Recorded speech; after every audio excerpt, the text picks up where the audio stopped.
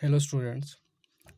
তো আজকে এই ভিডিওতে ক্লাস 10-এর যে অ্যাক্টিভিটি টাস্কটা বাংলার শিক্ষা পোর্টালে দেওয়া রয়েছে ফার্স্ট পার্ট 1-এর সেই অ্যাক্টিভিটি টাস্ক নিয়ে একটু আলোচনা করব। তো দেখতে পাচ্ছ এখানে আমি মডেল অ্যাক্টিভিটি টাস্ক গণিত দশম শ্রেণীর যে প্রশ্নগুলো রয়েছে, টোটাল 8টি প্রশ্ন রয়েছে। এই 8টি প্রশ্ন আমি এখানে একটি খাতায় লিখেছি বাংলা শিক্ষা পোর্টালের পিডিএফটিকে দেখে। তো 1 নম্বর প্রশ্ন যেটা রয়েছে ax² + bx + c = 0, এটা হচ্ছে একটা দ্বিঘাত সমীকরণের সাধারণ রূপ, এটা আমরা সবাই জানি। ABC বাস্তব, a ≠ 0, এই সমীকরণের বীজ দুটো সমান হওয়ার শর্ত লেখো। আমরা জানি এই সমীকরণের বীজ দুটো সমান হয় যদি এই সমীকরণের নিরূপকটা শূন্য হয়, অর্থাৎ b² - 4ac এর মানটা যদি শূন্য হয়, অর্থাৎ যদি b² = 4ac হয়। এটা হয়ে গেল এর উত্তর। 2 নম্বর প্রশ্ন হচ্ছে একটি বৃত্তের ব্যাসার্ধের দৈর্ঘ্য 10 সেমি এবং ওই বৃত্তের একটি জ্যায়ের দৈর্ঘ্য 12 সেমি। তাহলে বৃত্তের কেন্দ্র থেকে জ্যায়ের দূরত্ব কত? আচ্ছা, আমরা যদি এখানে একটা বৃত্তের ছবি আঁকি, একটা বৃত্তের ছবি আঁকলাম যার কেন্দ্র হচ্ছে ও, আর এইটা একটা জ্যা নিলাম এবি জ্যায়ের দৈর্ঘ্য হচ্ছে 12 সেমি। এবি = 12। আর বলা আছে যে বৃত্তটির ব্যাসার্ধের দৈর্ঘ্য 10 সেমি, তার মানে ও থেকে এ পর্যন্ত যদি আমি ব্যাসার্ধটা টানি তাহলে এটা অবশ্যই 10 সেমি হবে। এটা অবশ্যই কত হবে? 10 সেমি হবে। এবার এখন বৃত্তের কেন্দ্র থেকে জ্যায়ের দূরত্ব, এটা হচ্ছে বৃত্তের কেন্দ্র, এখান থেকে এটা হচ্ছে জ্যা, এর যে দূরত্ব অর্থাৎ লম্ব দূরত্ব। দূরত্ব মানে তোমরা সবসময় বুঝবে এখানে লম্ব দূরত্ব, মানে এটা 90 ডিগ্রি কোণ হবে। এই লম্ব দূরত্ব যদি পি বিন্দুতে হয়, ও থেকে এবির ওপরে, মানে ওপিটা হচ্ছে ওপি লম্ব হচ্ছে এবি, এরকম যদি হয় তাহলে আমাকে ওপিটা বের করতে হবে। আচ্ছা, আমরা একটা উপপাদ্য থেকে জানি যে বৃত্তের কেন্দ্র থেকে যে কোনো জ্যায়ের উপর অঙ্কিত লম্ব দূরত্ব জ্যাটিকে সমান দুটি খণ্ডে ভাগ করে, অর্থাৎ এক্ষেত্রে এপি আর পিবি সমান হবে, আর এপি আর পিবিটা এবি এর অর্ধেক হবে, অর্থাৎ এপি সমান পিবি সমান হবে AB/2, তার মানে 12/2 মানে 6 সেমি। ঠিক আছে, আর স্পষ্টতই ছবি থেকে ও এটা হচ্ছে ব্যাসার্ধ ও এ সমান হচ্ছে 10 সেমি দেওয়া আছে প্রশ্নতে। এবার আমাকে তাহলে এপিটা পেয়ে গেলাম 6, ও এটা পেয়ে গেলাম 10, তাহলে ওপিটা আমাকে বের করতে হবে। তাহলে তোমরা দেখতে পাচ্ছ এপিও বা ওএপি এটা হচ্ছে একটা সমকোণী ত্রিভুজ। এই সমকোণী ত্রিভুজের থেকে আমাকে ওপিটা ফাইন্ড করতে হবে। আমরা জানি অতিভুজের স্কোয়ার প্লাস ভূমি স্কোয়ার সমান লম্ব স্কোয়ার, সেখান থেকে আমরা পাবো ওপি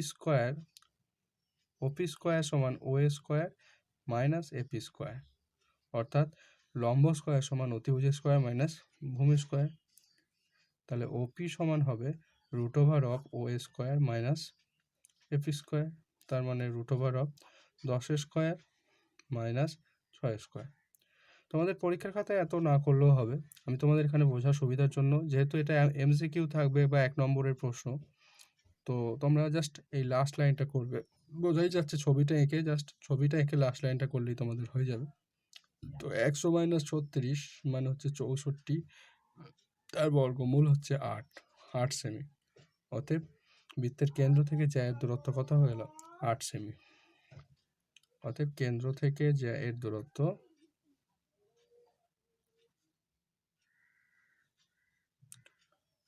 হলো 8 সেমি। কেন্দ্র থেকে জ্যায়ের দূরত্ব হলো 8 সেমি।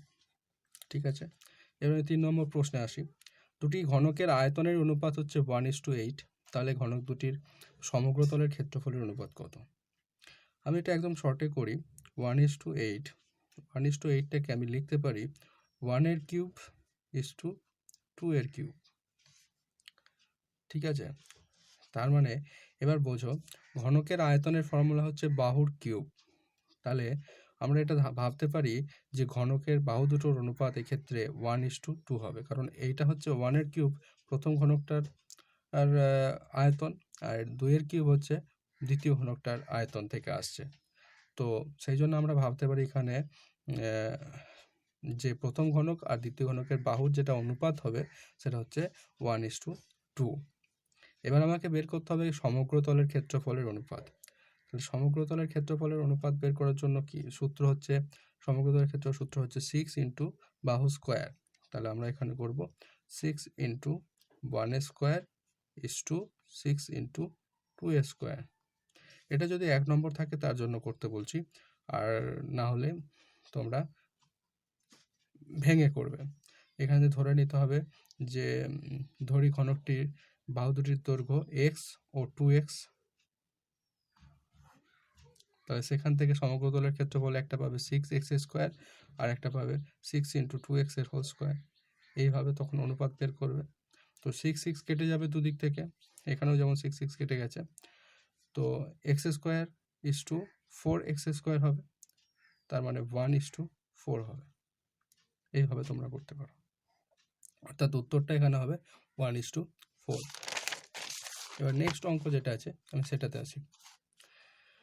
400 টাকার 2 বছরের সমূল চক্রবৃদ্ধি 441 টাকা হলে বার্ষিক শতকরা চক্রবৃদ্ধি সুদের হার কত? আচ্ছা, আমরা সমূল চক্রবৃদ্ধির সূত্রটা কি জানি, যে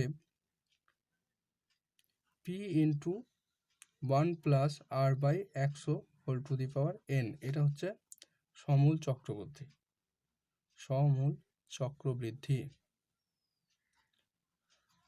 ঠিক আছে, এবার এখানে p এর জায়গায় কত দেওয়া আছে? 400। 1 আরটা আমাকে বের করতে হবে, আরটা ধরে নিলাম, আর n মানে হচ্ছে সময়, সময় কত দেওয়া আছে? 2 বছর। সমূল চক্রবৃদ্ধি কত দেওয়া আছে? 441। এখানে তোমরা লিখতে পারো ধরি বার্ষিক সুদের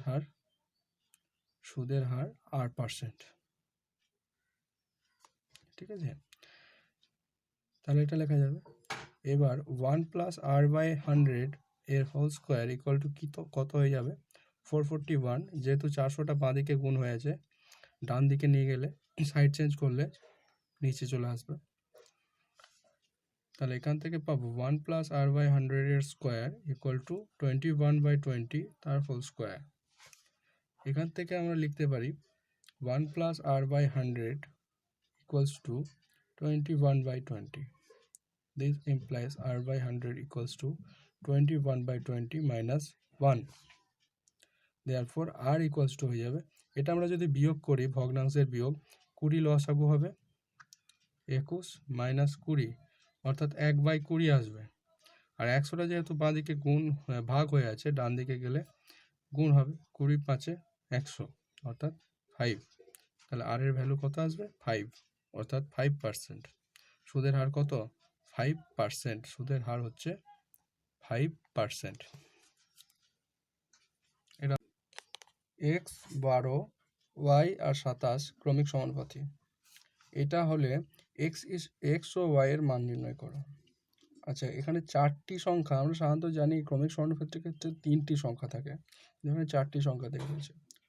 তো x 12 y 27 যদি ক্রমিক সমানুপাতি হয়, তাহলে আমরা লিখতে পারবো x:12 সমান 12:y সমান y:27। ঠিক আছে, এবার আমরা দেখতে পাচ্ছি যে শেষ দুটো অনুপাত যদি নিই তাহলে y এর মান বেরোবে, কারণ দুটোতেই y আছে আর বাদ বাকি সংখ্যা আছে। তো 12:y ইকুয়ালস টু y:27, এইটা প্রথমে নিলাম। এখান থেকে পাবো 12/y সমান y/27, কোনাকুনি গুণ করে পাবো y² সমান 12 ইন্টু 27। এখান থেকে পাবো y সমান √12 ইন্টু 27। অবশ্যই পজিটিভ রুটটা হবে এখানে, সমান সমান √12, এটা আমি লিখতে পারি 4 ইন্টু 3, এটা আমি লিখতে পারি 3 ইন্টু 9। তো রুটের ভেতরে দুটো 3 থাকার জন্য একটা 3 বেরোলো। 4 এর বর্গমূল হচ্ছে 2, 9 এর বর্গমূল হচ্ছে 3, তাহলে 3 ইন্টু 2 ইন্টু 3 মানে 18, 6 3 18, তাহলে y এর মান বেরোলো 18। এবার আমরা প্রথমটাকে ব্যবহার করব, x:12 সমান 12:y।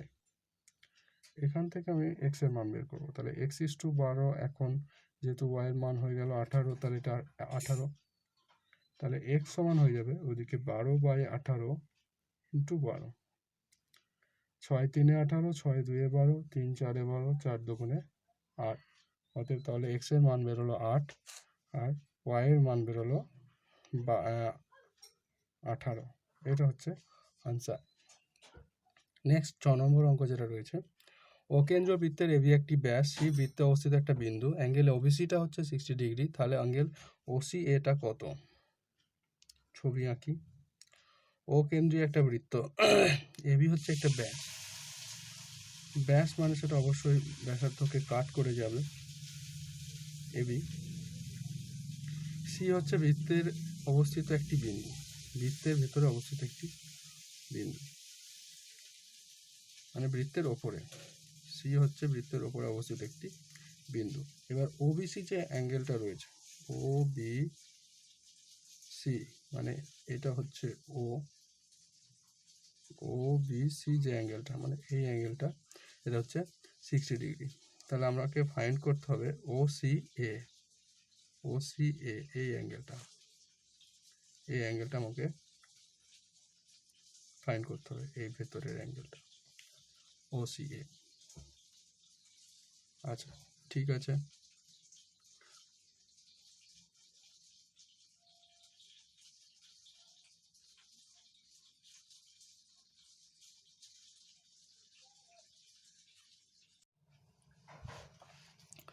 তো 6 নম্বর অঙ্কটা, 6 নম্বর অঙ্কটা কি রয়েছে, অকেন্দ্রীয় বৃত্তের এবি একটা ব্যাস, সি বৃত্তে অবস্থিত একটা বিন্দু, কোণ এবিসি 60 ডিগ্রি হলে ওসিএ কোণটা কত হবে? তো এখানে আমি একটা বৃত্তের ছবি এঁকেছি, ও হচ্ছে বৃত্তটার কেন্দ্র, দেওয়া আছে এই কোণটা এ ওবিসি যে কোণটা মানে 60 ডিগ্রি, দেওয়া আছে ওবিসি কোণটা 60 ডিগ্রি।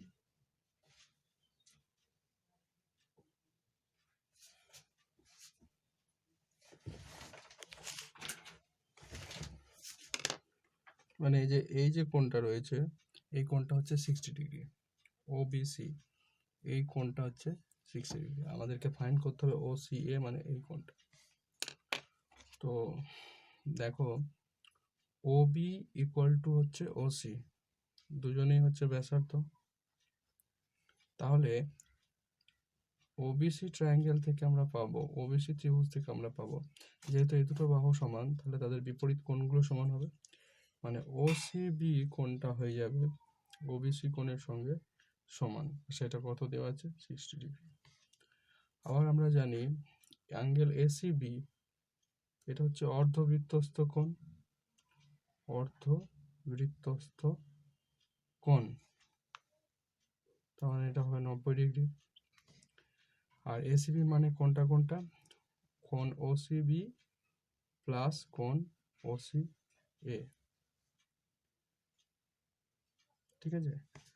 তাহলে এটা হচ্ছে ওসিবি প্লাস কোণ ওসিএ। এবার ওসিবি কোণটার ভ্যালু কত? 60 ডিগ্রি প্লাস কোণ ওসিএ, তাহলে এটা ইকুয়ালস টু হয়ে যাবে 90 ডিগ্রি। আমি এটা এখানে লিখলাম। তাহলে ওসিএ এই যে অ্যাঙ্গেলটা, এইটা কত হবে? 30 ডিগ্রি। হয়ে গেল অ্যান্সার। এবার 7 নম্বর অঙ্কে আছে। 7 নম্বর অঙ্কটা, একটা ঘনকের প্রতিটি ধারের দৈর্ঘ্য 50% বৃদ্ধি পেলে এই ঘনকটির সমগ্রতলের ক্ষেত্রফল শতকরা কত বৃদ্ধি পাবে? এটা করতে হবে। ঘনকের প্রত্যেকটা ধারের দৈর্ঘ্য বাড়ছে 50%, তাহলে ধরি ঘনকটির বাহুর দৈর্ঘ্য x একক, অতএব সমগ্রতলের ক্ষেত্রফল কত হবে? সমগ্রতলের ক্ষেত্রফল 6xx হয় বর্গ একক। এবার ধার আর বাহু একই, ধারের বা বাহুর যা খুশি লিখতে পারো, ধারের বা বাহুর ধারের দৈর্ঘ্য 50% বাড়লে তা দাঁড়াবে কোথায় গিয়ে দাঁড়াবে, এক্স ছিল 50% বাড়লো মানে এক্স ইন্টু 150/100, 15x বাই 10। সেক্ষেত্রে সমগ্রতলের ক্ষেত্রফল কত হবে,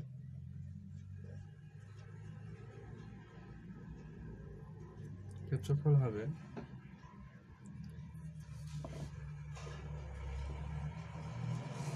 15x/10 square equal to 225x²/100। তাহলে কতটা বাড়লো, 225x²/100 minus 6x², 6 into 225/100 minus 6x², এটা হচ্ছে বৃদ্ধি।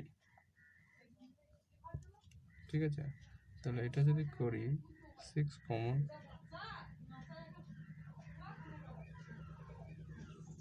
225 6x² common, 225 minus 100/100, 6x² into 125/100। এটা কার মধ্যে বৃদ্ধি হলো, 6x² এর মধ্যে। অতএব শতকরা বৃদ্ধি কত হয়, এটা 6x² এর মধ্যে বৃদ্ধি, সেহেতু 6x² নিচে আর 100টা পরে, এটা কেটে গেল 125। শতকরা বৃদ্ধি 125। এখানে যদি বৃদ্ধির হার লিখি তাহলে এখানে লিখি 125%। তো এটাকে 100 ধরে যদি করতাম, বাহুর দৈর্ঘ্য ধারের দৈর্ঘ্য যদি 100 ধরতাম, তাহলে সেক্ষেত্রে সমগ্রতলের ক্ষেত্রফল হতো এটা 6 ইন্টু 100² মানে 6 ইন্টু 1 পিঠে 4খানা শূন্য, 10,000 মানে 60,000। এবার 150 হয়ে যেত, যদি 50% বাড়তো তখন হয়ে যেত 6 ইন্টু 150²,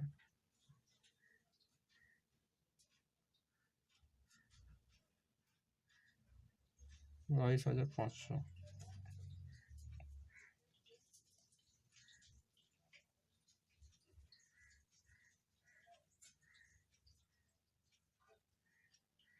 তো এটা যদি গুণ করি কত হবে, 6 5 30 শূন্য, থাকলো 3, 6 2 12 3 15 5 থাকলো 1, 6 12 13।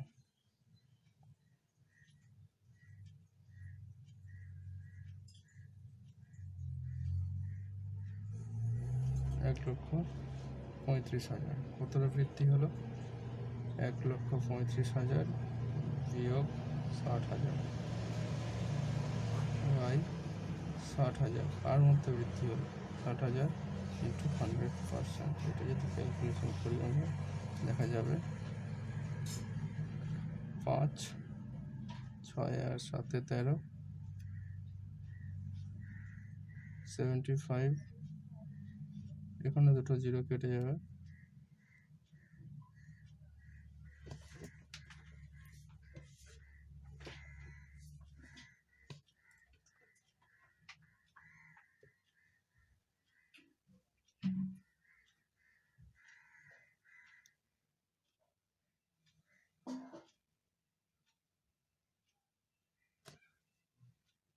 $75,000/60, 60 কেটে গেল, মানে 6 1 6, 6 2 12, 6 5 30।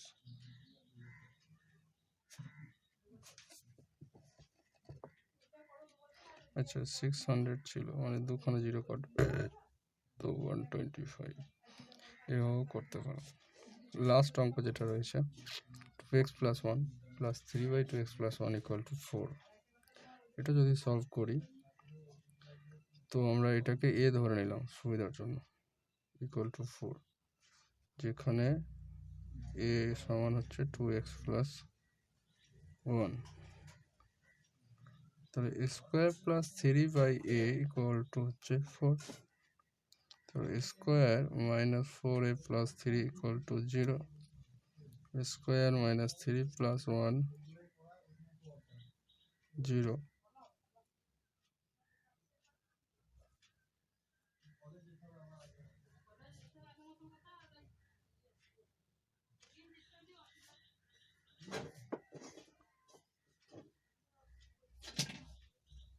এখানে একবারই করে দিলাম e minus 3, therefore a equal to 1 or 3 আছে, that is 2x plus 1 equal to 1 or 3, therefore x equal to যদি 1 হয় 0 হয়ে যাবে, আর 3 হলে তো 1 হয়ে যাবে, x equal to 0 or 1, এটা হচ্ছে আনসার। Okay, thank you.